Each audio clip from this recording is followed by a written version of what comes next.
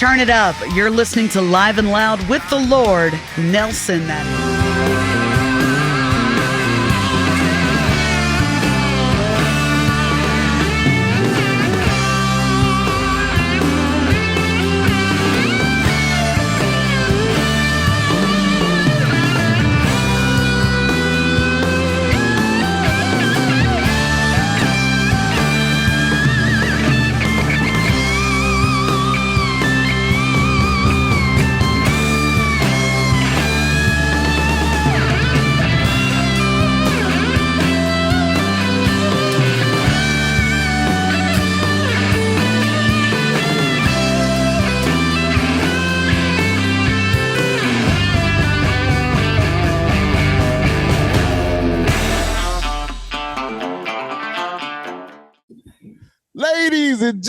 Ladies and gentlemen, once again, you know who it is. It's the big guy with the big show, the Lord.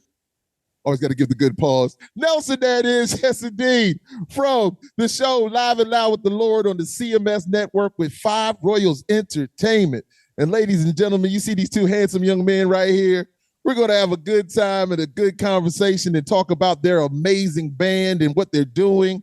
New video out. Unbelievable. Just handling their business, man. We're going to have a great time. So if they don't mind, I'd like to, speak, big them up a little bit and talk about who I believe they are from listening to their music. So, ladies and gentlemen, I have been blessed once again to have a conversation with an amazing band that brings an incredible classic rock and roll sound with dope throwback visuals that captures your attention and opens your minds completely. Listening to them made me feel like I stepped back in time to my early childhood. These talented musicians are truly gifted and sing and play their instruments with pure passion, complementing their love for performing. And I am excited to chop it up with them. Yes, indeed.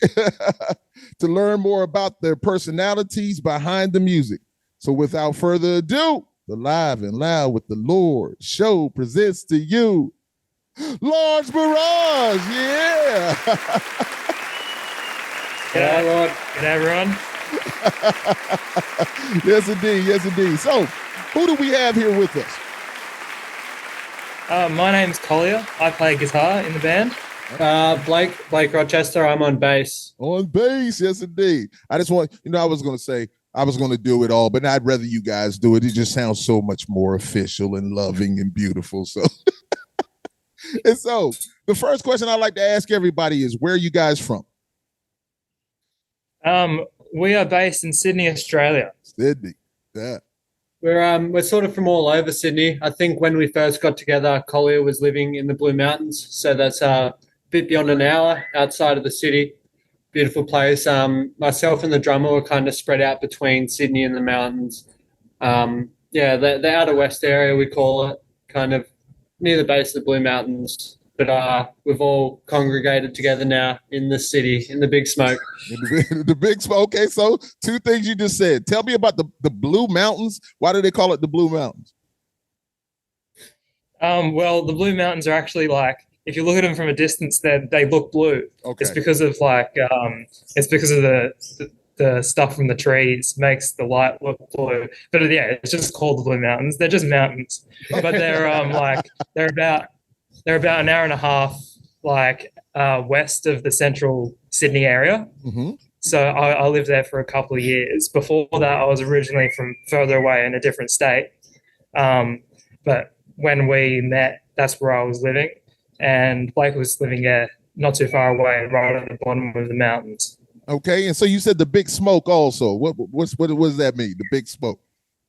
Sydney, the big town, the flashing lights, the city. See, I might have to use that, man. It's the Big Smoke. I might have to start calling myself that. I'm the Big Smoke. Oh yes, the Big Smoke. Isn't that an American term? Isn't that in The Great Gatsby or something like that? Big Smoke? Or, no? It might be. That's from back in the day. It might be. I have to go check it out, but I mean, it would just fit the big guy. I have a great tan, and yeah, and I'm a big dude, so the Big Smoke might work for me. So what's the best thing? You just need some more flashing lights. I didn't want to turn those on, man. I can't go too me. So what's the best thing about being in Sydney and living in Sydney? Sydney's I can't leave Sydney because I love the beaches, man. I love we've got a beautiful coastline along here, but I think we all came here just because this is where most of the opportunity is, really. Like it's just so much more concentrated, so many more venues, so many other more artists trying to do original things. There's quite a big culture, like I imagine it would possibly be anywhere, but quite a large culture of like cover artists, cover bands, and all these types of things in the more regional areas. But I think somewhere like the city appreciates original art a little bit more. Okay, love. So now I have to ask about the birds, man. That's awesome, man. It's just the ambiance. What's the birds flying around? You got birds. What's going on? we're in the park near our house. We don't get very good internet connection in our apartment, so we had to get out. We thought maybe it might bring a bit more of an Australian element with the that's love. That's awesome. That's awesome.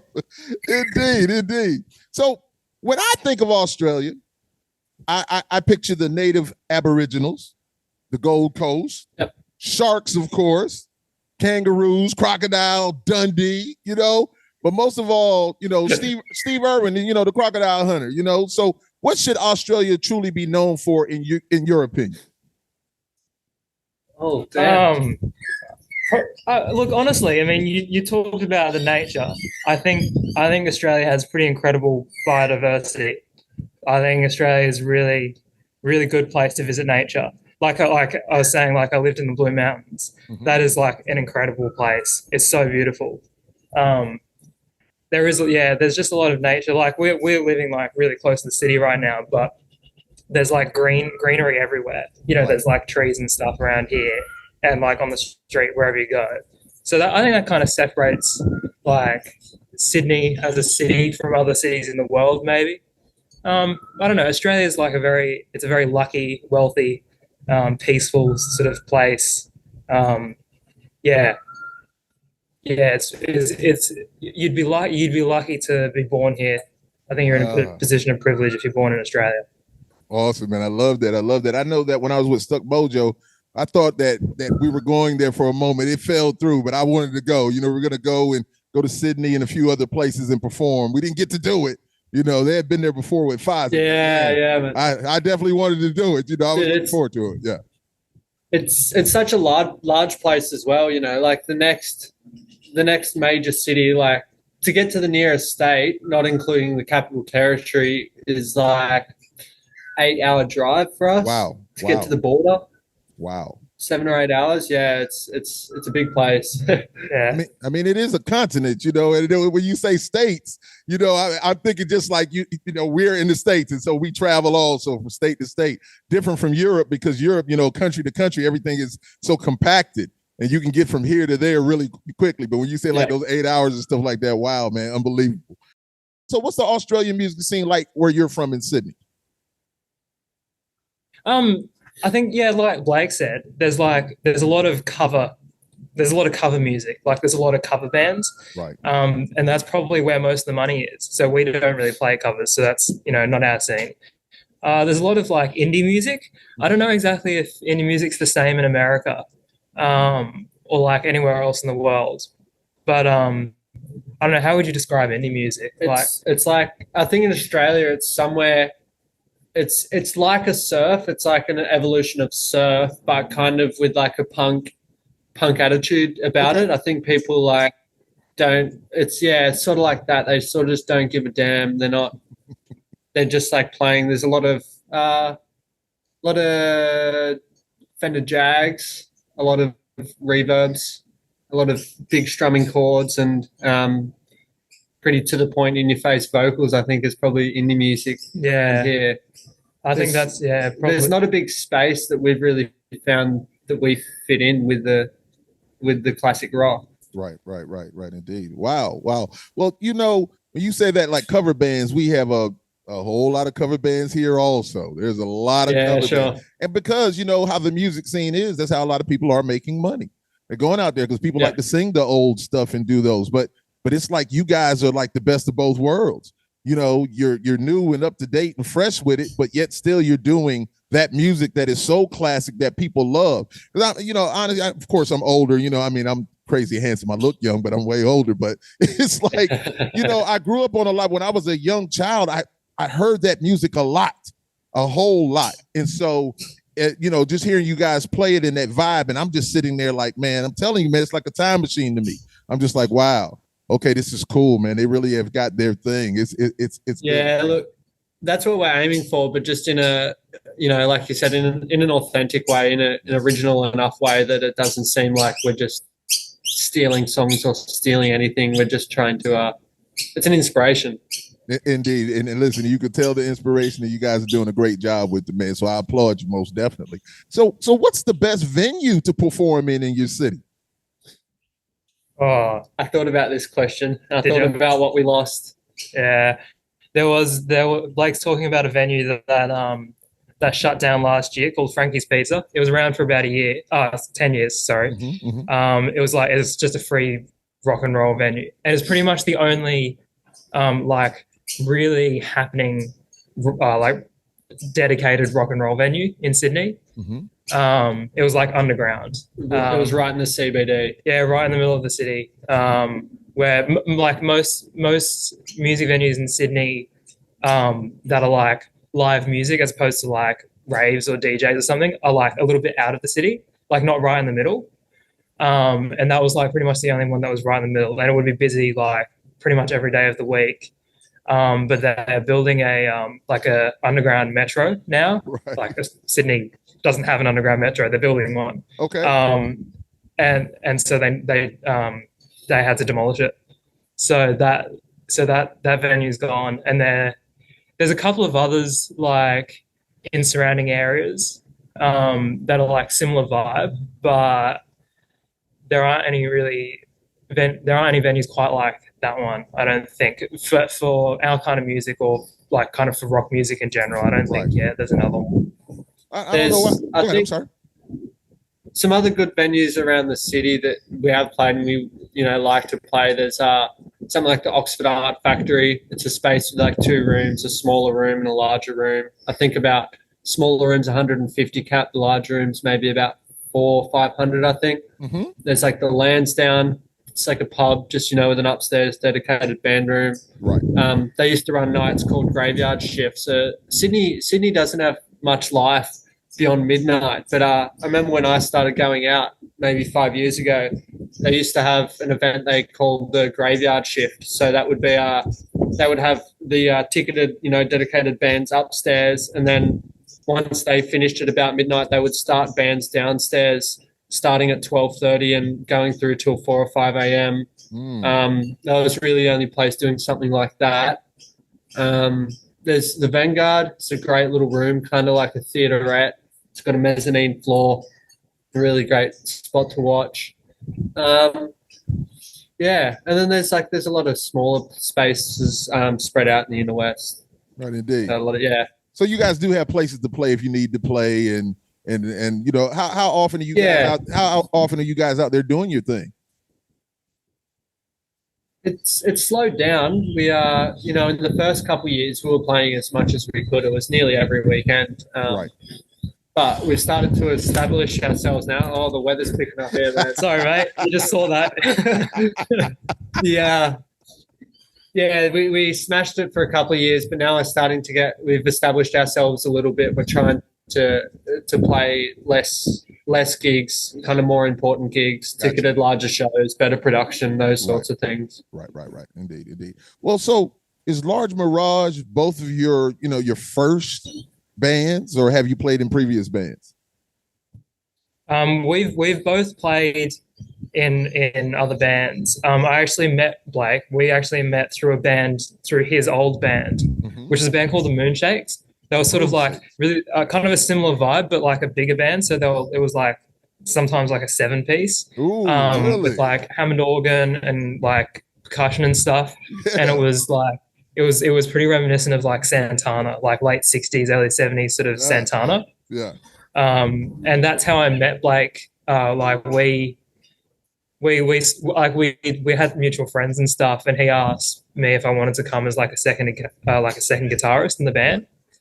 And so yeah, I joined that, and I had a band before this one called KTB, and we were doing a similar sort of thing, but with a couple of sort of older guys.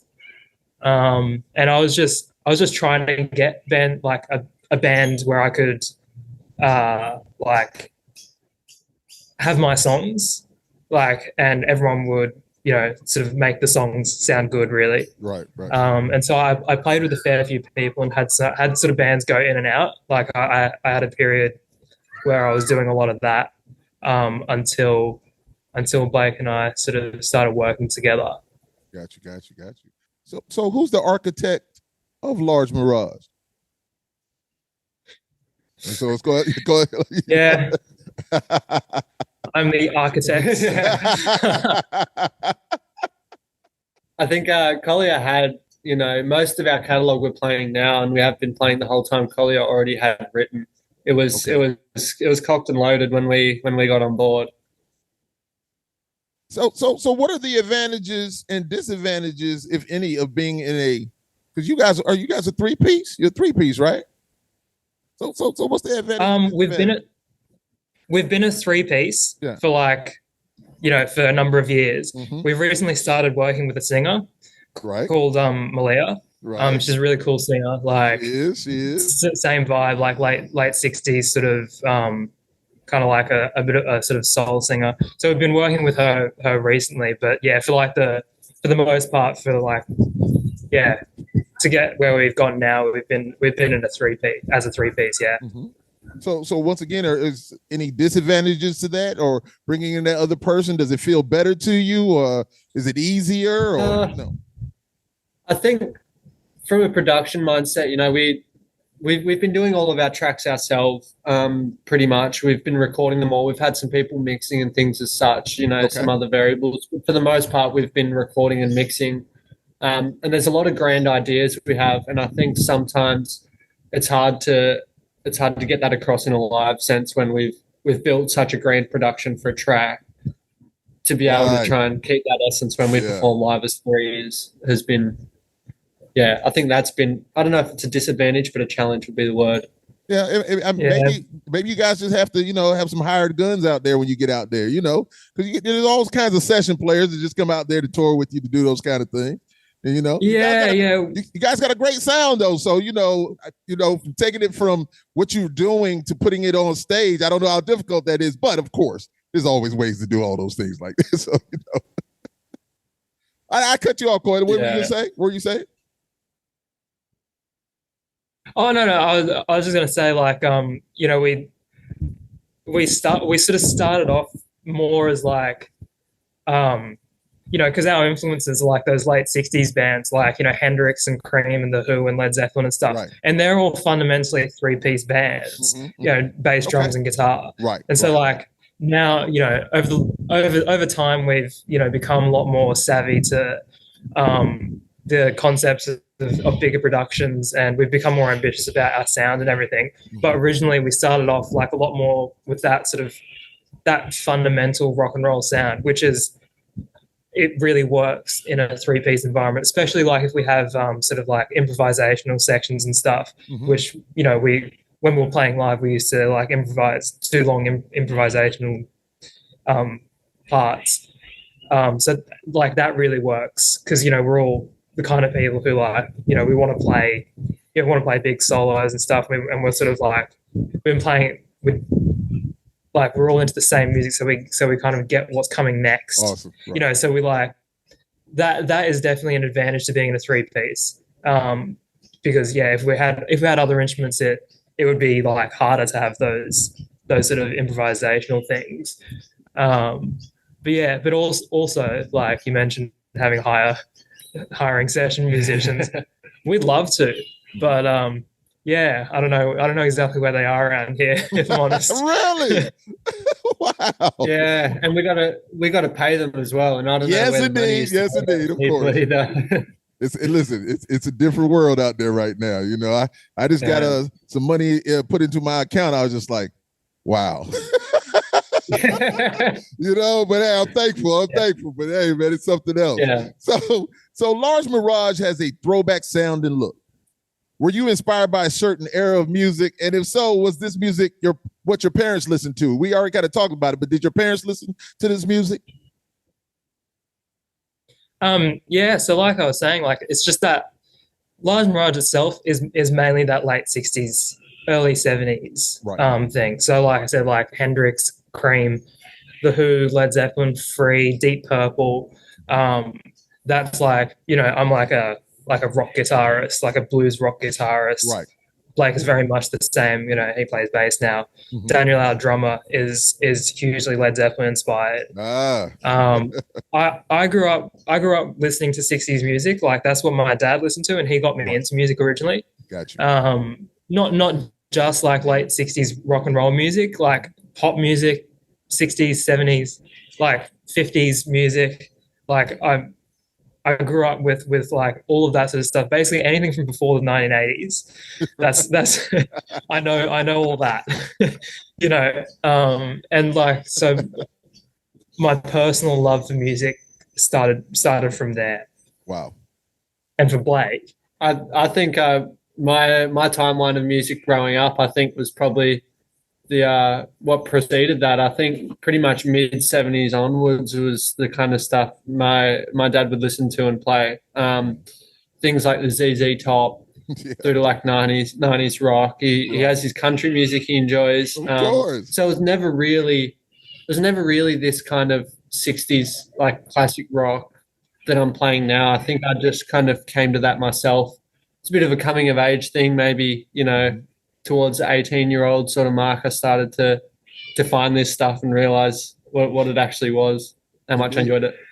No, it's great music, man. You talk about the 60s and 70s, just, I don't know. I'm a very visual person. I'm an emotional person. And so the music does something to me.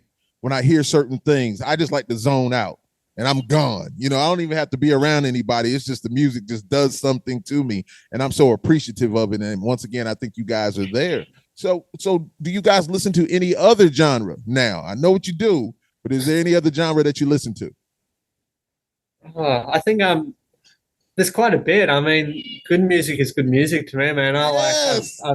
I've had my phase at like things like the Zamrock era. Like always, listening to jazz is always something that's like going to be impressive. Like, but I'm sure most musicians enjoy that. Yeah. I like some country, like some Southern blues, like Allman Brothers, Marshall Tucker, all that kind of stuff. I'm into that. I don't go too far on the heavy side. Something like Black Sabbath would probably be about as far as I go with the heavier rock. But I don't. It's about that for me, I think. Okay. I think Blake and I together have sort of Blake got me onto funk a lot more. I think that's something that I think we together sort of developed a lot more of an appreciation for. I mean, funk is like, well, like it just feels good, right? Right. And so it's like, it's I feel like it's the ultimate in feel, in like percussive, like rhythmic feel. I think funk music. Yeah. So and funk music, translates into hip hop music and stuff. Yeah. So like obviously that's not our primary genre, but right. I would definitely listen to a lot of that sort of stuff if there's vibes to be had, Yeah. Well, Blake, just like you said, I tell everybody I'm not a genre snob. So if it's good, it's good. It's just really that simple. If it's hot, it's hot. I don't care what genre it is. I love country music, pop music. I can listen to some classical music. I tell everybody, I always say it, my kids and my wife, they always look at me like, man, what is wrong with this dude? But I will just, man, my playlist, man, could come from anywhere. It's just what I'm feeling at the moment. I just love music, man. I just like to ride the wave of what it is, Do you organize your playlists with such feelings, or is it just a big open slather? Now, and listen, so I have certain playlists for certain times. So I have my rock playlist. I have my classical playlist. I have my hip hop playlist. I have my R&B playlist. I have my ladies only playlist, where it's just like, I want to hear those good songs that those ladies sing. So I just love music, man. I'm just telling you, yes, I kind of separate them. And then there's certain ones that I just have I don't know what the word you use, but I believe it's just all together. of songs. Yeah, So man. yeah. So yes, indeed, man. I definitely do. So now here's a real question for you. I said I wasn't gonna ask you guys any crazy question, but this is a real question right here. You guys prepared for it? No, I'm just joking. So who is your stylist? Who styles you guys, man? Because it's so with the error. I mean, it's so there. So who's styling you and where are you getting these clothes from, man? They're vintage clothes, man. What are we doing, man? It's love. It's awesome. We do, man. Yeah, I dress myself.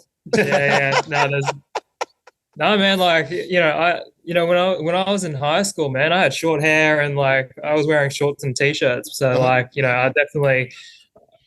Blake was the same thing. So like, no, we taught ourselves, we taught ourselves to look okay. The videos, I think it's beautiful that so much footage exists from that time period. Right. We're able to see at the moment. Yeah.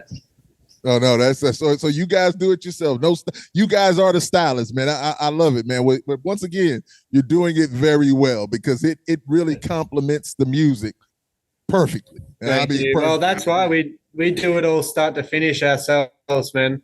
Yes. We play the instruments, we record them, we mix the tracks, and we dress ourselves. we don't have the cash, man. I understand. I get it. I really understand that, man. Listen, as musicians, we all understand that. I don't care if you're the richest person to the person who does. You understand that part right there. You really do. So, is your set choreographed, or do you just hit that stage and play your great music? You kind of touched on it. You kind of said that you guys just get out there and do your thing, man. So is it choreographed, or do you just do your thing? Look, like we've been a band for like 3 years, right? Mm-hmm. And like we were saying, we played a lot of shows like the first couple of years, barring lockdown period, which we had a pretty bad lockdown here. Mm-hmm. Pretty much we had a bunch of songs, probably like an hour, sometimes an hour and a half. I don't know, maybe even 2 hours, like at some point worth of material. Yes. And yeah, often at times we'd be guilty of turning up and just quickly writing down a set on stage. Just depending on the feel of the venue. Right. A lot of the times, we turn up and we don't know what we're expecting. We don't know what the crowd's like. Got you. We don't even know how many people are going to be there or whatever. Mm-hmm. And so we kind of just used to vibe it a lot. Now we're a lot more. Well, not a lot more, but we're prepared more now. Okay. Working with an extra member and doing more selective gigs where we're ticketed and stuff. We think the crowd definitely deserves some kind of maybe a little bit more preparation than what we used to do. I got you, but if it's an organic thing and it works, then it works. I mean, yeah. With I think when you use the word choreographed as well, I think that's something that's actually started to come into our set after watching some. Kolya brought up some good videos of ZZ Top, and we realized that stuff's cool. When they're moving in unison, it kind of brings the whole image together a little bit. So there's some parts in songs where we've just got a small choreographed movement that sort of brings it all together a bit. No. I feel you. I always say that. I just remember Quincy Jones saying something that was it just really resonated with me. He was like, you just take 10 things. He said, you find 10 of the best groups that you love, people that you listen to. And he said, take one thing from each of them. And when you take that one thing from each of them, then you'll have your own unique style of what you do. And I was just like, wow, because we do all listen to all these different kind of musics and everything, and we're influenced and inspired by different artists. So you just grab a little bit. I know I've done it. So, there's certain things that I get on stage, I'm like, I'm using that, Go ahead. I'm sorry. I think if Quincy Jones has said that, I think he's the person with a license to say that. I think he's created a lot of things. So if he can say that we can steal, I think we're allowed. Indeed, exactly. That's how I feel about it. Yes, indeed. So what is your favorite guitar to play, and what guitar builder do you feel is the best of all time? Yeah, I'm putting you on the spot. Yeah, I'm putting you on the spot. I know a few of the guitar, builders here, so I'm asking. Hey, look, I'm a bit of I don't own many guitars. Uh-huh. Like, I own a couple. Right. I own a Gibson. Uh-huh. I own a Fender. Right. I I play a Gibson SG mostly. Because I have like an old guitar which I think sounds really nice. It has like a really authentic vintage quality to it. So I use that. I use that a lot. Um, I do like a Gibson tone, like bigger pickups, fatter sound, but also with a Fender guitar. I mean, look, there's different models and stuff. I mean, I own a Strat, like like everyone does. I don't know. There's something about that too, like especially if I'm going for something cleaner, like in recording or something. Yeah, I'm not really a gear snob or anything. I just sort of I just like to use what I think is going to sound best. Really, indeed. What about you, young man? Look, I'm the same. I haven't had the opportunity to play a whole bunch, and I've only sort of been on bass for this group. I mean, when I was playing guitar with the Moonshakes, I had a Strat for a while, American Standard Strat. I was really into. Put some hand wound pickups in it and thought it was the shit. And I played an Epiphone, like their 335 Sheraton hollow body. I loved that thing. I thought I had the best of both worlds there with the Strat and the hollow body Sheraton. Just made me play completely differently. But now I'm on bass. When I started, it was a spur of the moment picking it up with Kolya. So I was borrowing a friend's EB, like the SG bass short scale, which was great to come onto from guitar. I really enjoyed that. But there were some points that it kind of sounded a bit hollow, I thought. It was great to move around on, but short scale just kind of was missing that low end a little bit. But now I'm playing the Epiphone Jack Cassidy, which it's just become a bit of, I mean, it's a Jack Cassidy signature, but I feel like it's become my signature a little bit. I've gotten used to that guitar, the big hollow body. Right. It feels, it's a bit of it's a statement. And I haven't had the opportunity to play too much more. So I'm happy with what I got. It does the job. Hey, no doubt. I'm glad I asked that question, man, because yes, I want to know that how you feel about playing certain things, man. And I have some friends like my bandmate, Matt Acevedo, MMA, the Magnificent Matt Acevedo, as I call him. He has so many guitars, and he actually, guitar back there, he gifted that to me last year for my birthday. I appreciate it, man. So, I was just like, I'm trying to learn to be great like you guys. It's difficult. My brothers, it's difficult. But it's, once again, I'll say it again, it's given me so much more respect for what you guys actually do. I've just been a vocalist, but man, playing a guitar is an amazing thing. And of course, all, bass, drums, everything. But man, I just have more respect for it. So you guys up there doing that plus singing also, it's really amazing. Yes, indeed. So, thank you, man. Appreciate that. Nah, it's all love, man. I'm the Lord. I only speak the truth. So let's talk about your new EP. It's Side to Blame. So what's the meaning of the title? So the EP, so Aside to Blame. Sorry. Nah, man, it adds to the ambiance, man. It's good, man. You guys I'm pretty sure that bird's got a crocodile up there. I've got him. Oh, damn. Crocodile died. Yeah. You mean, wait, hold on. You said he has a crocodile. I mean, is it like a baby crocodile the bird has? No, he's got a full size. No, we're having you on, man. There's no crocodiles here. There's just a main road and a McDonald's.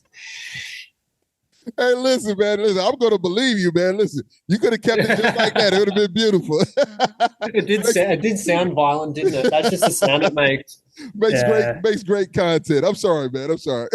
Anyway, so sorry. Aside to Blame. Aside to Blame. The album. What was your question about it? Sorry, I forgot.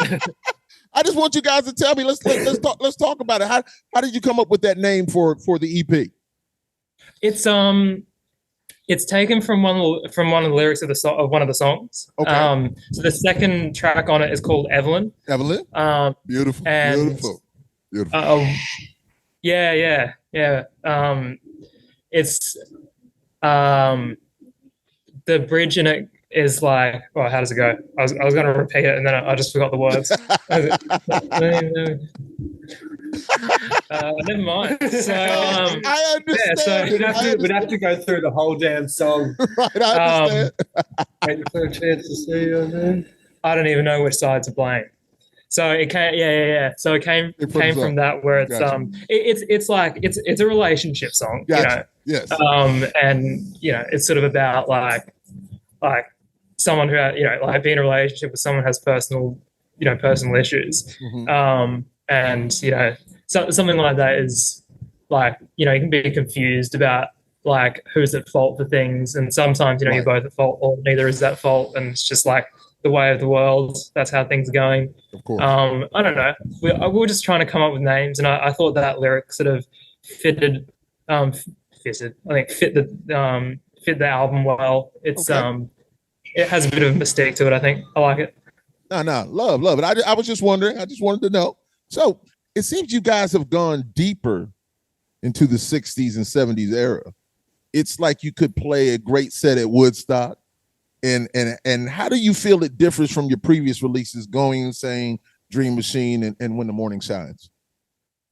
I don't know. I don't know if it really is that different. I think mainly the main difference is sort of the production. Like I think if you listen to the EP, like it has I think it has a more authentic rock sound, but because we added like lots of strings and keyboards and stuff into it, Right. That makes it sound like an extra step above the singles that you mentioned. Right.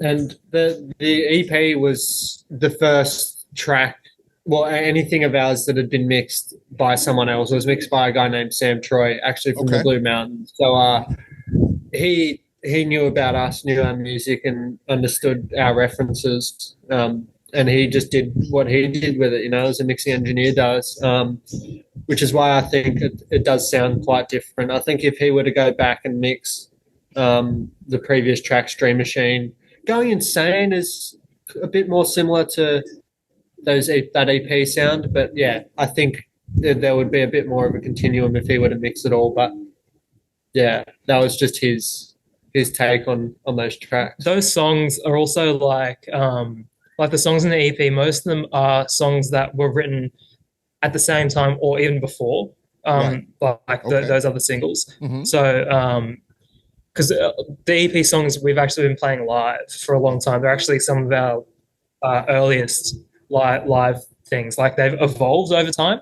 Right. But like I wrote most of those songs that are on the EP. Mm-hmm. Well, all the songs that I wrote actually on the EP were written like possibly even before Going Insane. So like when I was like 18 or something like that. Right. And so that there were songs that I brought to the band like initially. Mm-hmm. But yeah, I think that's why I think that the production is what is setting it apart mostly. Because I definitely think like When the Morning Shines is a example is a more advanced song than the ones in the EP. But just because we recorded the EP later, I think it gives it an extra edge just in terms of the sound of it. Indeed. Good. I'm glad you guys, said what you said and explained it like that, because when I heard it, and I listened to all the songs, and I'm just like I'm just in them, and I'm just like, okay. And then when I got to the EP, I was just like, okay. When you said you're adding all these other, the strings and things like that, that's why I said you guys seem to have gone deeper into exactly what it is from back then, and I can appreciate it. The other music sounds great also, but now you can just tell that you guys have gone to another level. And then you said you had this the engineer do things like that. Of course, that's his take and that's his feel on it. So indeed, man, beautiful, man, beautiful. So what I'd like to do now is kind of talk about the songs. We kind of talked about Evelyn a little bit. We might talk about it again, but so Young Man's Promise. So the intro is so funky and it grabs your attention immediately. So what was the inspiration for this song? I think that's the only track I've written. I think I tend to come up with words. I like to write words. I can't write a song, so it was. I think it was the words that came first. I think it's just a story, sort of about. It's kind of a note to self almost, but it's like it's speaking to someone saying like I can see I can see, not through you, but I can see what's going on because I'm feeling the same way. Like, you don't need to lie, sort of thing. Awesome. It's all right there. But yeah, that intro kind of just, I think that was something that just evolved in our rehearsals as things do. Yeah, and I think we like to layer in. Sometimes it's a nice way to come in with a track, but yeah, it comes in pretty hot at the start. I think that's why we decided to put it at the start. Like you said, it gets attention. Yeah. Feels like a big rock and roll epic with the big drums and guitar. I just get chills when you talking about it. I just want to tell you guys, all of the intros are amazing. All of the intros, I'm telling you, you're just like, what's about to happen? Here we go. So, Thanks, man. Thank you. So it's love. It's the most important part, isn't it? Indeed. I always say that the music gets you and the lyrics keep you. That's just my take on it. You know, that's the Lord Nelson. Yeah. That's what I say, you know. So, Evelyn, once again, love the harmonies on this one. And it's like you're, once again, transporting us back in time with this song, man. I love it. Love it. That was great. Yeah, thanks, man. Well, that was probably the hardest one we recorded. Because it's long and it's got two sections. The drums are a little bit more complicated. There's a bit more percussion, there's keys and everything. I think that one took the most time to record and probably the most time to get right in the mixing process as well. But yeah, that song, yeah, like I was just saying, like it's sort of about a relationship that, yeah, like has where there's personal issues involved and like I think it's about confusion. Like it's about confusion in a relationship.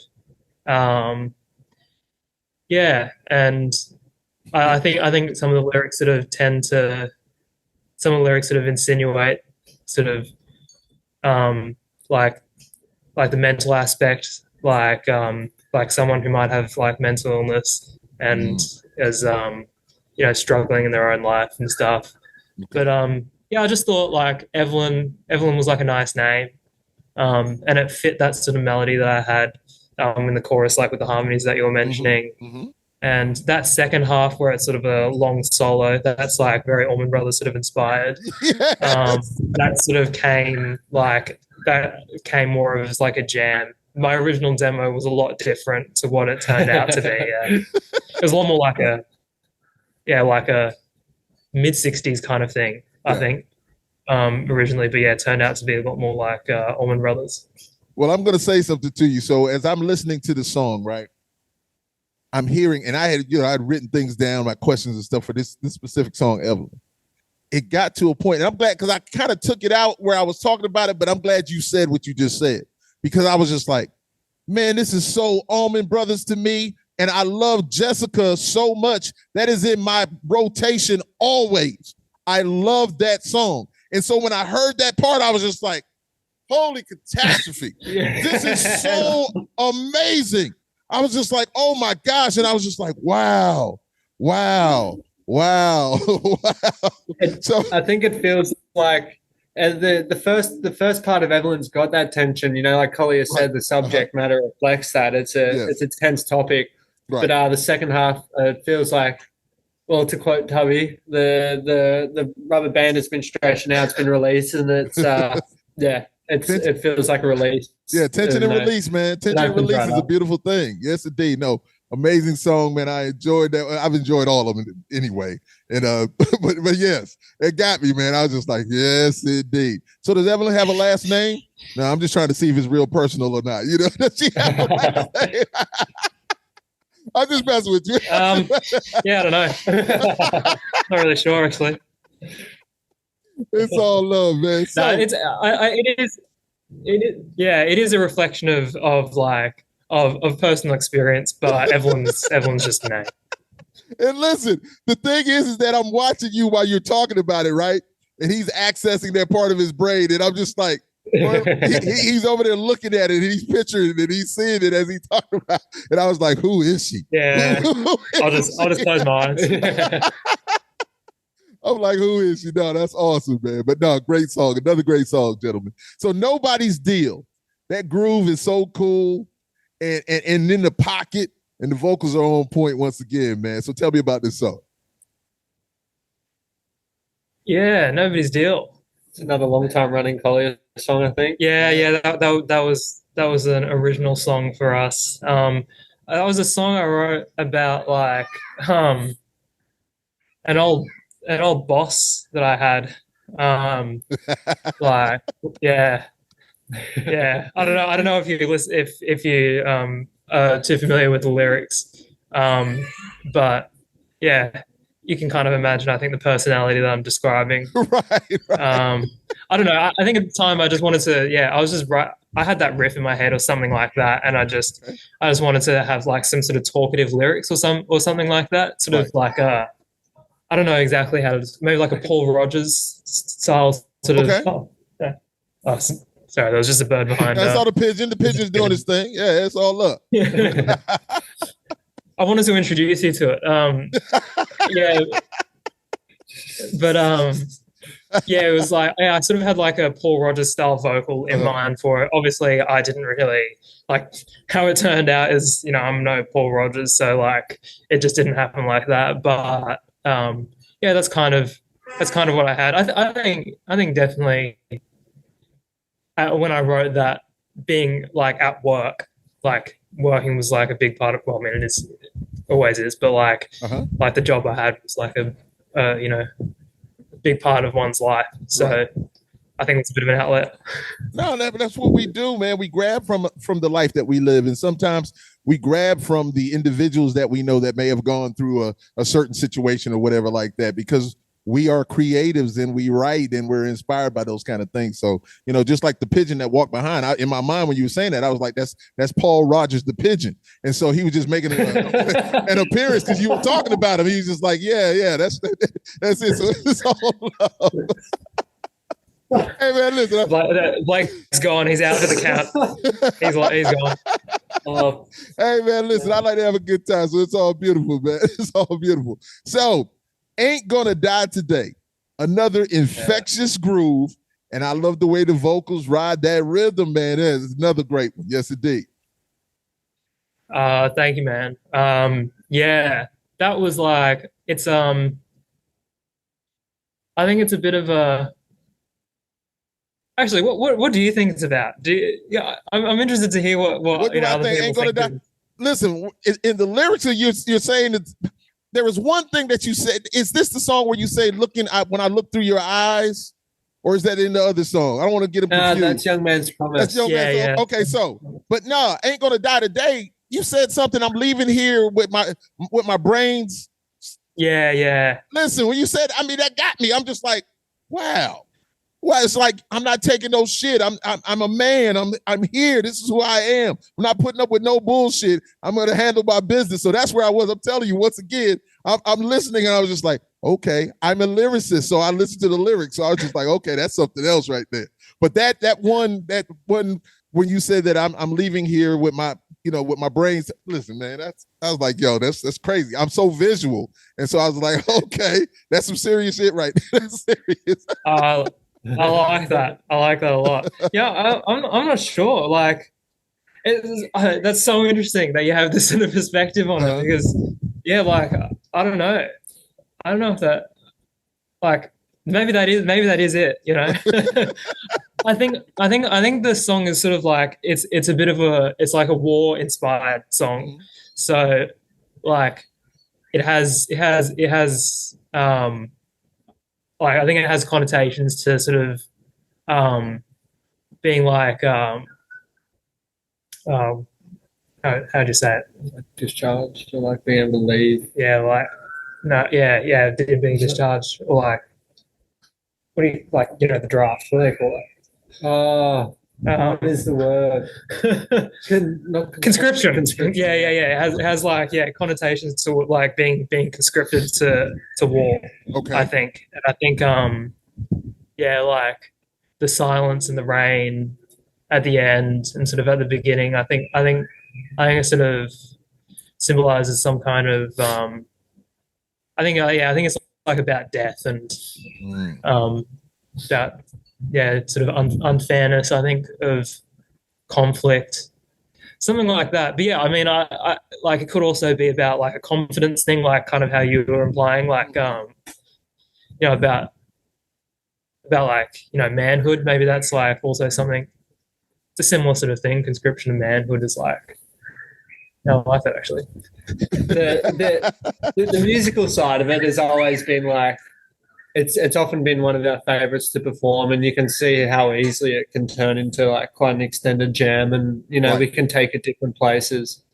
And I just wanted to talk about like Kolya's solo in that when we were recording that was absolute madness. You know, the guitar comes in with this massive feedback. That was Kolya's like, well, it was 100-watt super lead.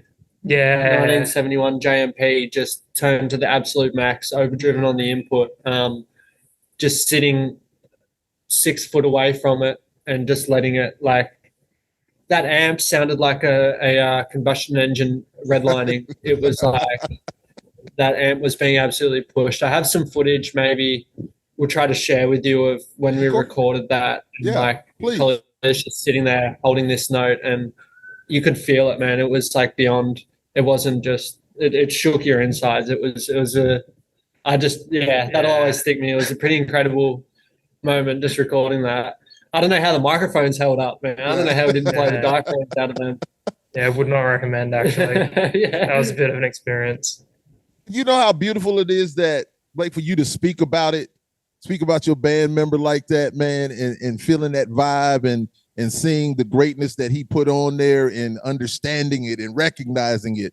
And that's just love, man, and giving each other that space to do what you do. That's a beautiful thing, man. And I always say that's what we need. You know, it's not like I'm trying to control you, you're trying to control me. I see your greatness. I hear your greatness. So play that damn guitar, man. Do what you do, man. That's love. I love that. Yeah, man, we've been working. I think we've got a bit of a we work all right together in the studio. Like I said, we do it all ourselves. So we've I think that's why we can do it, because I think there's a mutual respect there, and I think we understand the way each other works, and I think decision making's always been pretty streamlined. I think we've been pretty good in the studio. We've never come to any real conflict. We've just got the job done. Yeah, I think if it gets to conflict, I think it's just like someone's wrong. yeah. Or like clearly whatever we're worrying about doesn't have a defined solution, so we just go with whoever's most confident. Got you. No, that's good, man, because you know bands break up all the time. I've just been like, man, it's amazing how many different players come in and out and in and out. So, man, listen, I understand it, but it's good that you guys have a great working relationship like that, man. And it's a kinship also. It's just not friends. It's like your family. Not like your family. You are a family. So that's a beautiful thing, man. It really is.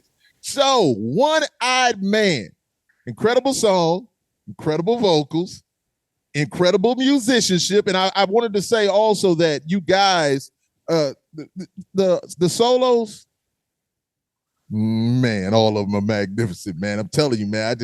I'm like, yo.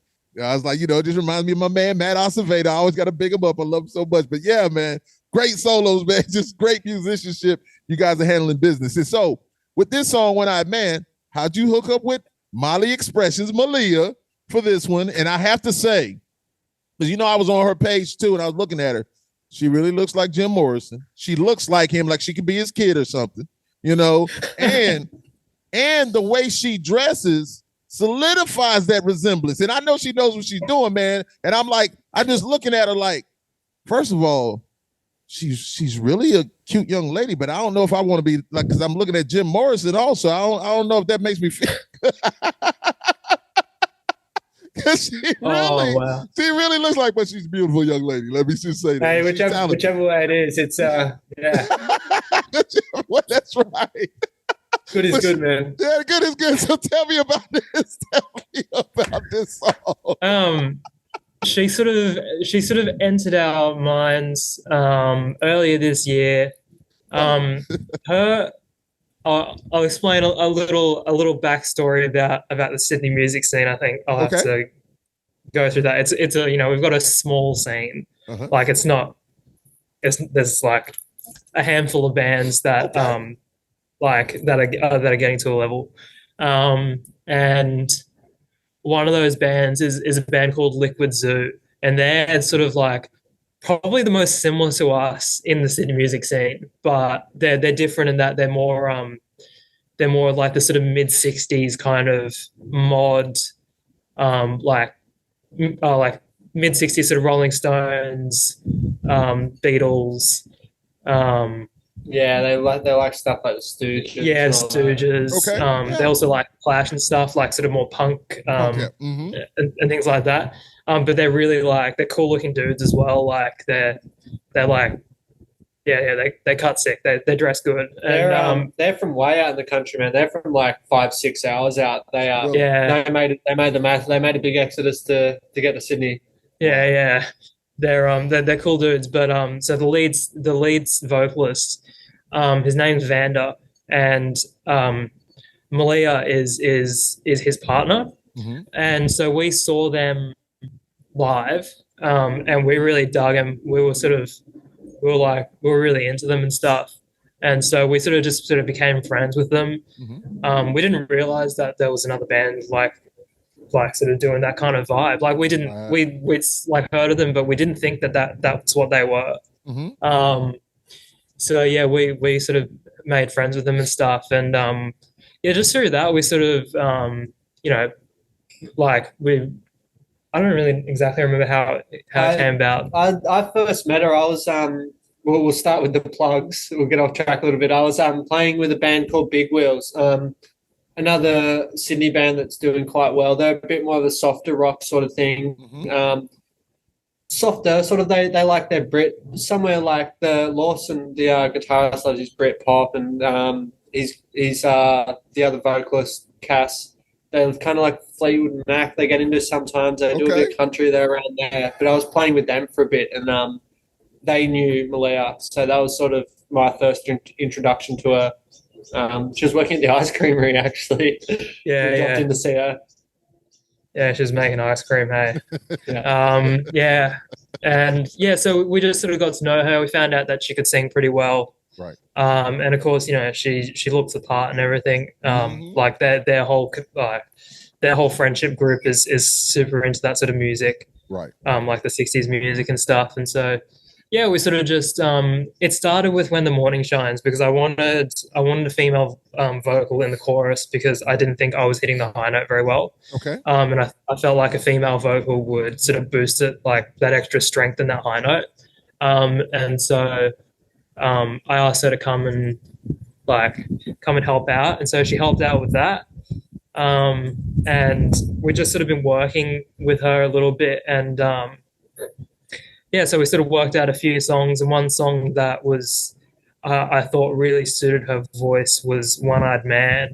That was kind of a song that we'd been seeing, like we alternated lead vocals on it, like live. That's what we've been doing for years. Line by line, we'd sort of sing through. Oh, no. It was like, verse by verse. So he'd sing the first verse, I'd sing the second verse. But like, right. I don't know, I just like neither of us could cut it, man. Like we're okay, but like, I don't know. I felt like that song particularly just needed like a bit more, just someone who was confident in that register, confident with those sort of intervals, like that sort of bluesy kind of thing, and yeah, like that register. Malia seemed to fit that, and so I got her to come and sing on that, and I think it turned out pretty well.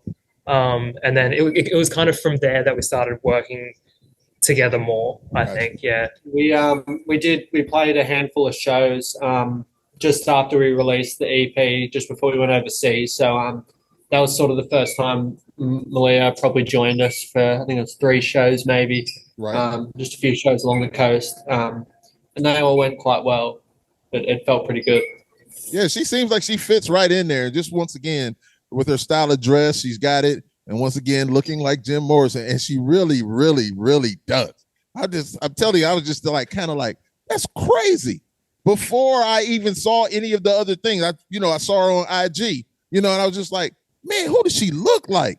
And I was just like, she looks like Jim Morrison for real. That's wild to me. And then started going through things, and I was just like, okay, that's love, man. And then seeing her with you guys, okay, it just fits. You know what I'm saying? It just fits, man. It's beautiful. Anyway, she's super, super dope, man. Indeed. So, yeah. What are your plans as far as touring more? Touring, man. Well, I mean, we just got back from Europe. We went over there September. Mm-hmm. Um, How long was so that? that's kind of closed up. What was that? Sorry. Yeah, how long were you in Europe? We were playing for close to 4 weeks, and then we did some holidaying. Oh man! So how was it? It was, how was it? How was it? How did you enjoy it? How was it? It was really good, man. For the most part, 3 weeks we're at a campground in Munich, like an Oktoberfest sort of side festival thing just outside Munich. So a lot of it was based there. Played 7 shows over 3 weeks, mostly on the weekends. That was quite good. It was nice to be in Munich, man. We played to some people. We got to go see what was going on. Right. And then we headed over to the UK. We played Leeds and London. Ah. And, they went pretty well. It was incredible to see London coming from Sydney. You know, like Kolya said, it's a pretty tight knit scene. Like you sort of know everyone. It's a reasonable size, but getting over there and just seeing the scale of what's really going on over there was quite incredible. What's so wild about it is that, so when I'm thinking about Australia, I'm thinking about the size of it. It's just massive. And then I'm thinking about Sydney. Sydney's a big city, if I'm not mistaken. So when you're saying that things, it's a tight knit, I'm thinking it's kind of like it will be London, it will be New York, it will be California and LA. Like you guys just have that many musicians out there, doing your thing. That's just me from the outside looking in. And so listening to you talk about it, it's kind of like, wow, man. I don't know. I was just expecting more. This was just my expectations of it. That's all it is. I think like the difference between Sydney and other cities is like, Sydney is like it is a massive city. Like you're right, it's huge, but it's not like London or like New York or like really any of the American cities. I don't think like where it's like the actual the nightlife and the infrastructure sort of spreads out. Like it's not like that at all. Okay. Like in Sydney, like you've got like the center with like the high-rise buildings and stuff. Right. That's like one area, and then everywhere else is like urban sprawl. Like it's all very suburban basically. We're like 10 15 minute drive from the CBD of the city, and I mean we're in a big park right now, a few acres. Like everything around us is like apartment, like housing, and there's like we've got to travel a bit of a way. Like not a massive way, but we've got to travel a bit of a way for like a decent music venue, and we're close, man. So there's like a little there's sort of a suburb that's close to the city centre called Newtown, and its surrounding suburbs. That's where live music is in Sydney, pretty much. Like band music, that's where it is, and it's pretty much only like 1 or 2 streets. Yeah. So like it's very hip, like it's very happening. There's like young people there, sort of like dressing cool and stuff, and like going to restaurants and live music and whatnot. But, man, like when we went to London, like I mean, I'm not sure if you've been to London, I have. but like, well then like it's massive, man. Like like the scene, like there's just stuff happening, right? Just like as far as you go, like, and yeah. So to us, that's really far out.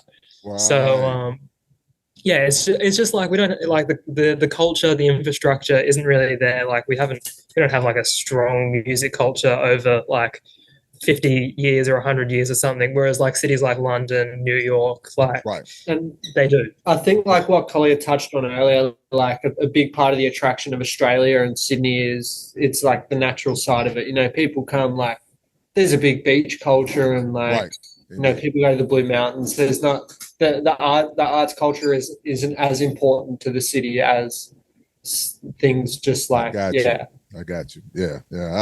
I feel you. Because we here, even because I live in South Carolina. So when you're saying what you're saying, we're kind of the same way. There's certain places that I have to travel to, to get down to the city.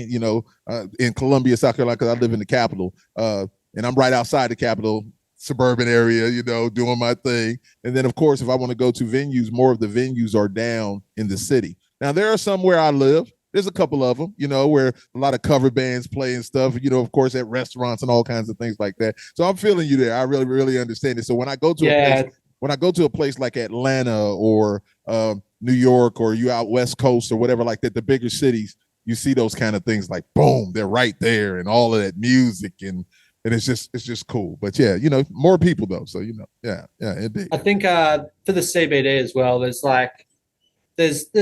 I think there's a clubbing scene in Sydney. I think there's a lot of clubs, there's a lot of DJs. People like to go do that sort of thing. Right. But if you couldn't tell, that's not where you'll find us. You're not going to be at the rave, man. You're not going to have the X pills going on and the glow sticks and things like that. I love that music too. I've even done so. I do some of that music. So anyway, but I know I get you. I get you. It's all love. It really is, man. So what makes Large Mirage a must-see and listen? Oh, We should be given a confident answer, Blake. yeah. Well, I mean, damn, you've summed it up the whole time, and I think it's just everything we've spoken about. Like, I mean, who wouldn't want to see like him on guitar? Anyone that can appreciate someone that can play guitar, like, is missing out if they don't see Kolya play. I think we've got an energy, we've got an image, we've got, you know, choreographed parts of the show. Like I said, we're putting the show together more so that it's something to see. You know, it's something to come and watch. I don't think I've heard anyone say anything bad about our shows. So people like our shows. So great. So maybe anyone who's listening would like our shows too, I think. Indeed. Awesome, no doubt. But I like it. No, I ask that question because I want you to talk that talk. I like to know that you're confident about what you do and what you're creating, and you know, people should respect it. And you know, that's just where I am. You know, I believe that we make music of what we like and love, and we put it out there, and we want the public to like it. We want to all make $1 billion. We want the public to like it, but it all starts off with us and how we're feeling about what we're doing. So you guys continue to do what you're doing. All right. So we're getting close to the end, man. I just really thank you guys so much, but got a couple more questions. So what was the last song you guys listened to? Oh, damn. All right. When did I listen to a song? And what was the last song? when did I listen to a song? I think the last song I listened to was Fred by the James Gang off the first album. Fred Yeah. by the James Gang. Okay. James Gang. I think the last song I listened to, I was listening to music yesterday at some point. I've been listening to a lot of Motown lately. I think it's one of two things. It's either a song off Tapestry by Carole King. I was listening to a couple of songs off that, or it would be something like the Supremes. Okay. Like, I think I've been listening to Stop in the Name of Love. I listened to that song a bunch. Like, oh my God, man, that song is incredible. I don't know if like that really, but like I've been listening to a lot of Motown, but like that is just like, man, there is something about that song. Hey, some of those songs are just amazing songs and great production. Yes. Yeah, maybe Carole King or the Supremes. Carole King's love also, man. Listen, I like to ask that question to all my guests because you never know what we're listening to. Like, I love all kinds of music, and I always feel like most musicians love music. And once again, going back to what we said earlier, if it's hot, it's hot. It's just what it is. And so, you know, music is a time machine. Music can take you to so many places. Music can make you be the most emotional person and the happiest and the saddest and all those kind of things. So I just think that it's one of the most incredible things in the world, man. Music is that for me. So, man, yeah. So I always like to ask that question, and I always get different answers. And people are always like, what did I listen to? What was I listening to? So I always like to ask that question. So listen, once again, guys, I really, really appreciate you. Oh, no. Before we do that, we got to talk about the video. The video. Yeah, man. Don't please. Let's not forget the video. I wanted to end with that. What's the video? Talk to me about the video. The video. So we released a video for our last single, which is called When the Morning Shines. Today. Came out a couple of hours ago. That's right. Came out a couple of hours ago. It's got a premiere on a local magazine called Happy Mag. Awesome. So we can look that up for a really lovely editorial about the video. We created that.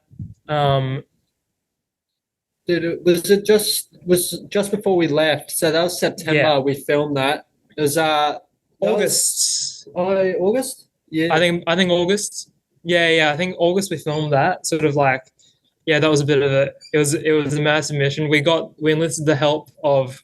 We scraped some money off the bottom of our piggy bank to pay a really cool independent filmmaker from nearby called Claudia Pressapino. Mhm. She's like a young filmmaker who's really into like 60s and 70s films and stuff. Right.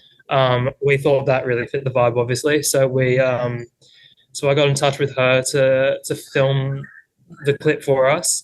We filmed it on our friend's property where we actually recorded a lot of the song. Mhm. He runs a studio called Deadwater Studios. It's actually around the area where Blake grew up, with like we were saying earlier, like at the bottom of the mountain. So it's about like it's a bit over an hour away from here. Okay. It's sort of in the middle of nowhere. it's an old it's like an old sharing shed barn type thing that he's built a studio inside of. He's got like done it properly, got the control room and his live room and those sorts of things, some isolation booths. So we've done a fair bit of our recording there.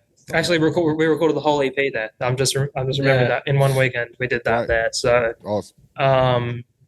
Yeah. So and he's got a big property there, and so we set up this structure, this sort of monolithic sort Big of stone, which I think looked really epic. That was sort of Blake's idea. Yeah, so we went there a couple of times. A lot of hard work, man. A lot of sweat and a lot of lifting, and yeah, you can see what's going on. But I think the isn't captured in the video. I think from the ground to the top of the stone was about 8 meters tall. What's that? A bit of 20-something foot. Like it's maybe like 10 yards. Yeah, see, look, you hit me with the metric system. I was just like going back to school. Like, man, wait a minute, hold on. Yeah, I'm gonna say like, well, there's like about 3 foot to a meter, so it's like close to 30 foot, I think, from the ground to the that's high. That's high. Yeah, it was a real big structure, man. It was a lot of work. Yeah. Some of those things actually broke as well. Yeah. We held them up with like string and stuff. It was a bit precarious, but we got away with it, and I think it was cool. It's sort of set like he's got some property out there. It's pretty textbook Australian landscape. If you get to see kind of the trees and the surrounds around it, it's like. Yeah, it's Australian bush. It's set up in the bush. You had some space out there, and we got to film in that. I think I'm pretty happy with how it turned out. It's a lot of work, and I think it's as grand as we'd hoped it would be. Nice love, man. It looks good, man. It's great sound. You guys once again doing what you do, and of course I got to put some clips on here of all like that. Listen, I just enjoyed this conversation, young man, and it's just been good for me. And, I hope you guys have been comfortable. That's what I always like to say. It's more of a conversation and less of an interview. I just want to have a conversation like, we're dudes here. So just like it's just brothers here. So I appreciate you, man. And it's just been great for me, man. You know what I'm saying? I don't smoke weed or smoke cigarettes, but hey, I feel like I need one right now. It's good. It's good. So it's good. How are you going to be calling yourself the Big Smoke? I'm the Big Smoke, baby. Yo, it's the Big Smoke. See, we're laughing about it, but that's the kind of person I am. I like that. Like, hey, I'm the Big Smoke, babe. Understand that. I gotta tell my wife. I mean, she's probably not going to do it, but I'm going to tell her. New name is the Big Smoke. Yeah, no, she's going to look at you like, what are you talking about? She said, what's up? Well, what's up, BS? But she might be saying bullshit instead of Big Smoke, but it's all. So, gentlemen, if you don't mind, give my watchers and listeners where they can get in touch with you, see you. Of course, I'll put it on the stuff also, but give them that information if you don't mind. Well, you can find us on Instagram, Large Mirage, or Facebook, or YouTube, or TikTok. Large Mirage is the handle for all of them because nobody else has used the Large Mirage handle for anything. Right. You can get in touch with us. Our email addresses are like on the profiles and stuff like that. So if you want to get in touch with us with any offers or any just messages of appreciation, you can do so through there. And I think Big Smoke. I think maybe we're hoping to get over the States sometime soon. I think we've got some appreciation over there. We've got some followers. We can you can see all these things. You can see these metrics online, and it looks like there's some people that dig what we're doing. So we're hoping maybe the States might be the next venture. Oh, that'd be awesome, man. And preferably you're close enough to me where I can get to you. You know, I don't mind traveling a few hours if I have to. So, you know, preferably we can make that happen. But I would really, you know, love to see your show, you know, live. And so, you know, just like I said, you guys are dope and amazing and doing your thing, man. So I'm really enjoying it. So last thing, you guys have anything else you want to say? The floor is yours. Speak it, say it. I don't care what it is, man. You know, if you got anything else to say, we'll end it with that. I feel like if we were American, we'd have the confidence to come up with something right now. I don't think we have too much. I think we've covered it all, man. We appreciate you having us on here. It's nice. It's nice of you to get us out there. Everyone, you know, if you're listening, you appreciate the Lord himself. You appreciate anything that he appreciates, and that's probably us. Yeah, yes, man. Indeed. Hey, man, definitely, man. I love what you guys are doing, man. Amazing. It really is. So, we'll end it there. So, ladies and gentlemen, once again, you know who it is. It is yours truly, the Lord Nelson, that is. Yes, indeed, from the show Live and Loud with the Lord on the CMS Network with Royals Entertainment. And these two amazing individuals, one more time, these two amazing individuals from the amazing, incredible, this band is amazing, man. Large Mirage. Thank you guys so much, man. I really appreciate it. Thank you, mate. Thanks, Angel. Anytime. Yes, please.